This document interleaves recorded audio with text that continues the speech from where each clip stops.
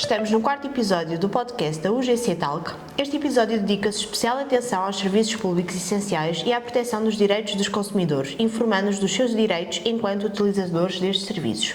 Este episódio é um formato de entrevista, pelo que vai ser colocado por umas perguntas frequentes à responsável pelo Gabinete Jurídico, doutora Célia Marques. Muito bom dia. Bom dia. Então vamos começar. O que são os serviços públicos essenciais? Portanto, aqueles que estão previstos na lei são o serviço de fornecimento de água, fornecimento de energia elétrica, fornecimento de gás natural e gases de petróleo liquefeito canalizados, de comunicações eletrónicas, serviços postais, serviços de recolha e tratamento de águas residuais, de gestão de resíduos sólidos urbanos e serviço de transporte de passageiros. E que direitos têm os consumidores face a estes serviços? Face a estes serviços, eu diria que os consumidores têm os direitos que têm em geral enquanto consumidores e que estão consagrados na Lei de Defesa do Consumidor. E face aos serviços públicos essenciais não será exceção.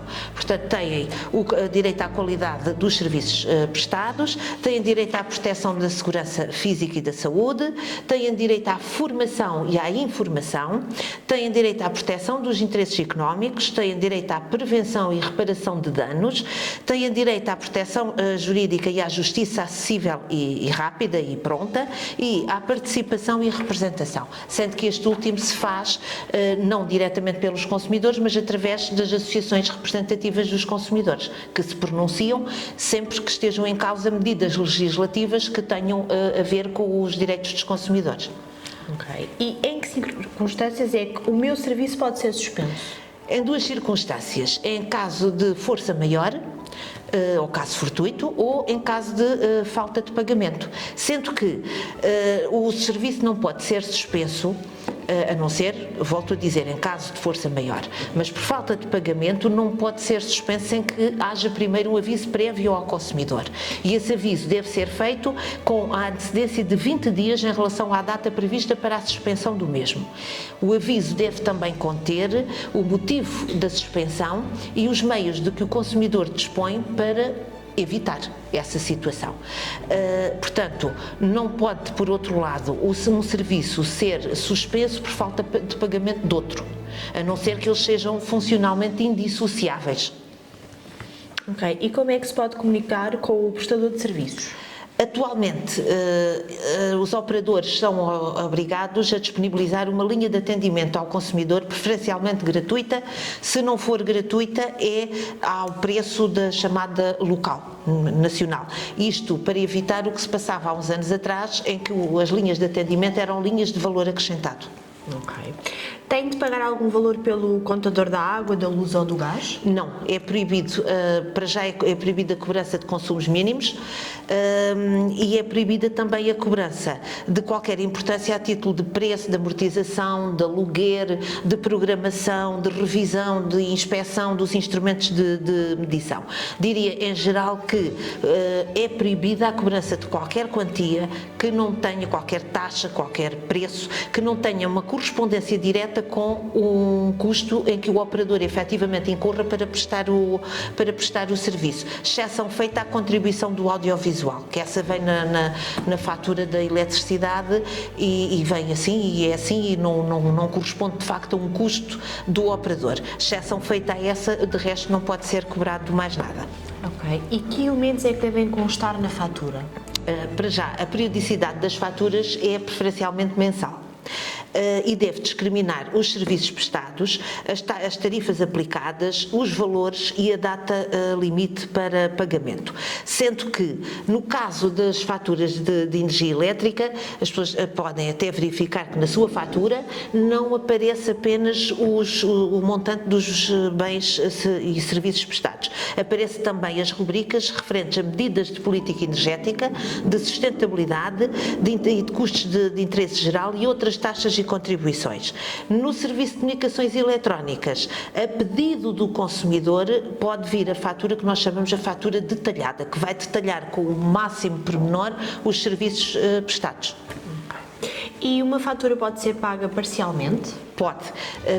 Como dizia há pouco, o consumidor pode optar por pagar parcialmente uma fatura, desde que os dois serviços não sejam funcionalmente indissociáveis um do outro. Ok. E quando, por exemplo, uma fatura vem com valor em excesso, pode ser reembolsada? Pode, em geral, o reembolso faz-se na fatura seguinte, no entanto, o consumidor pode pedir o reembolso por outra via. O meu fornecedor de eletricidade enviou-me uma fatura do mês de agosto de 2023. Devo pagar? Não, só paga se quiser, mas não deve, porque o direito de cobrar o serviço prescreve no prazo de 6 meses a partir do fornecimento do serviço ou do pagamento inicial.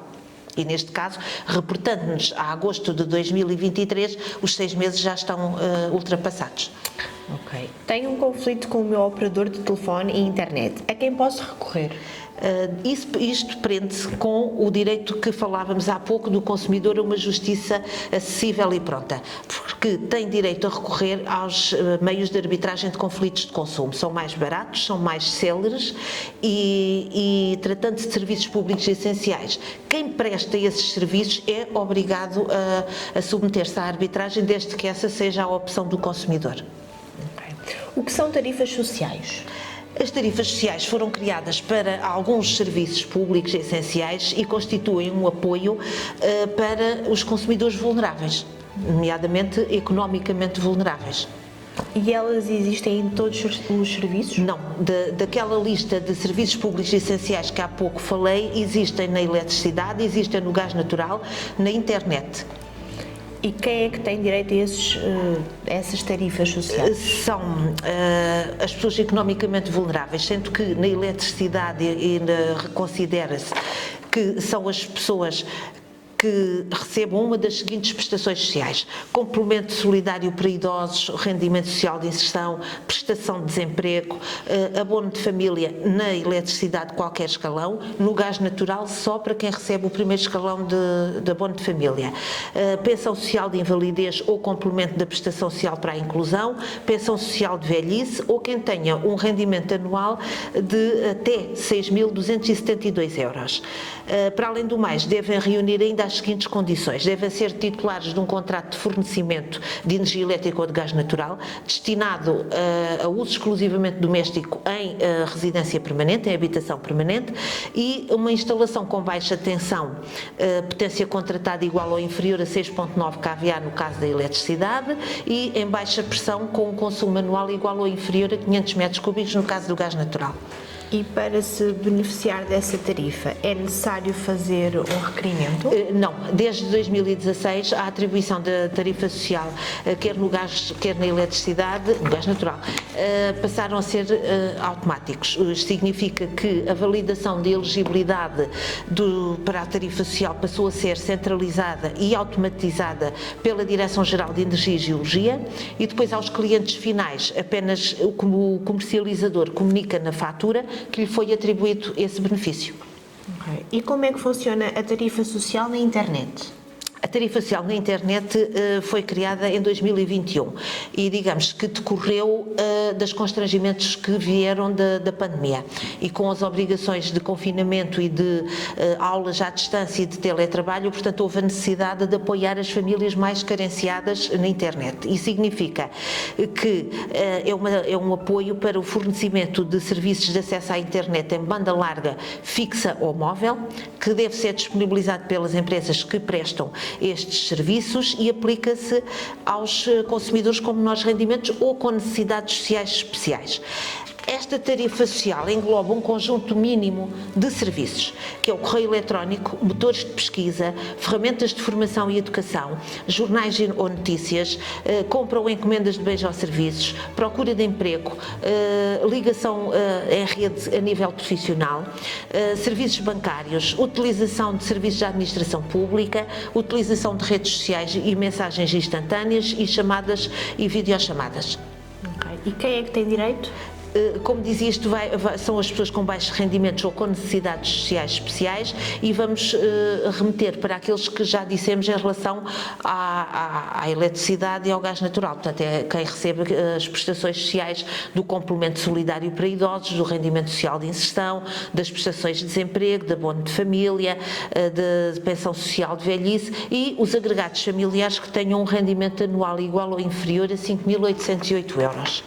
Ok, e como é atribuída esta tarifa social neste serviço? Aqui começa por haver um pedido do interessado, da pessoa que entende estar nas condições de beneficiar deste apoio.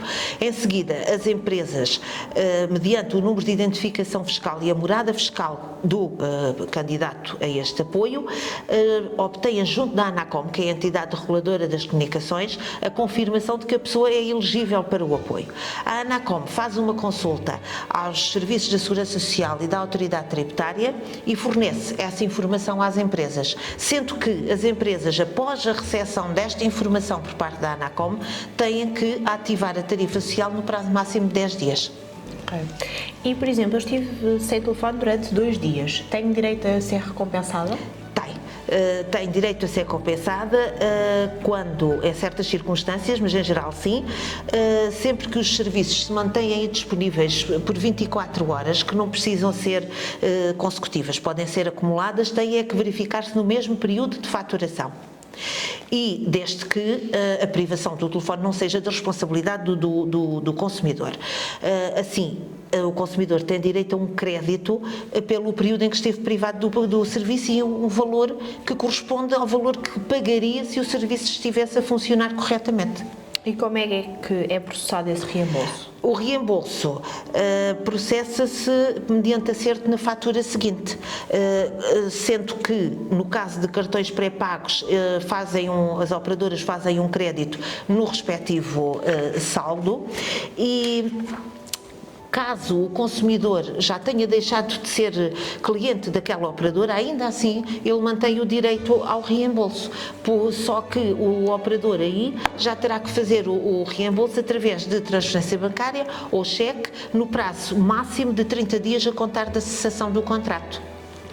E se eu estiver sem telefone e internet durante 20 dias, o que é que posso fazer? Aí, para já, há que consultar as condições do contrato, porque no contrato deve constar uma das cláusulas a dizer informação sobre o prazo máximo previsto para a ligação inicial do serviço e para a reparação de avarias. Entretanto, se a indisponibilidade dos serviços, depois de reportada ao fornecedor, ao operador, se mantiver por um período superior a 15 dias, já o consumidor pode resolver o contrato sem qualquer custo. Okay. E posso suspender temporariamente o meu serviço de telefone e internet? Podem certas circunstâncias, ou seja, quando se alteram as circunstâncias atinentes ao consumidor e que estiveram na base da contratação, é possível pedir uma suspensão do contrato, neste caso de comunicações eletrónicas. Portanto, quando há a perda do local onde são prestados os serviços, quando se altera a residência para o estrangeiro, quando há uma ausência do consumidor motivado, por exemplo, por cumprimento de pena de prisão, quando há uma ausência por incapacidade ou doença prolongada em que a pessoa fica dependente de terceiros, quando há uma situação de desemprego ou de baixa médica e portanto, essa suspensão mantém-se enquanto se mantiver o motivo que lhe deu causa, não é? Okay. E quando existe um contrato com um período de fidelização, por exemplo, os 24 meses, e a pessoa vai emigrar para outro país, o contrato pode ser cancelado? Neste caso, sim. Embora haja também outras circunstâncias que permitem o cancelamento do contrato, ao abrir, mesmo que esteja em curso um período de fidelização, permite ao consumidor cancelar o contrato sem incorrer nos custos inerentes ao incumprimento da fidelização. E é no caso da alteração de residência de forma permanente, por exemplo, para uma zona onde o operador não tem meios técnicos para prestar o serviço, em caso de imigração, em caso de desemprego, desde que não seja por motivo imputável ao consumidor e que implica uma redução do rendimento mensal disponível, e a mesma coisa no caso de incapacidade para o trabalho permanente ou temporária, desde que haja redução do rendimento mensal disponível. Okay. E o que é a plataforma de cessação de contratos de comunicações eletrónicas? Foi um meio eletrónico criado pela Lei das Comunicações Eletrónicas em 2022 que permite aos consumidores praticarem um conjunto de atos relacionados com o seu contrato. Podem fazer o acesso através dos dados do Portal das Finanças, que usam para entrar no Portal das Finanças, e o acesso faz-se através do www.cessaçãodecontratos.pt. E que atos é que se pode praticar através desta plataforma? Pode desde logo pedir informações em relação ao seu contrato, designadamente duração, período de fidelização, pedir esse conjunto de informações. Pode submeter pedidos de suspensão de contrato ou de cancelamento de contrato nos casos que me colocou há pouco em que seja possível fazer esse pedido. E também comunicar o óbito dos titulares do contrato. Pronto, muito obrigada. Obrigada, sou eu, e não deixem de nos seguir nas nossas redes sociais, no Facebook e no Instagram.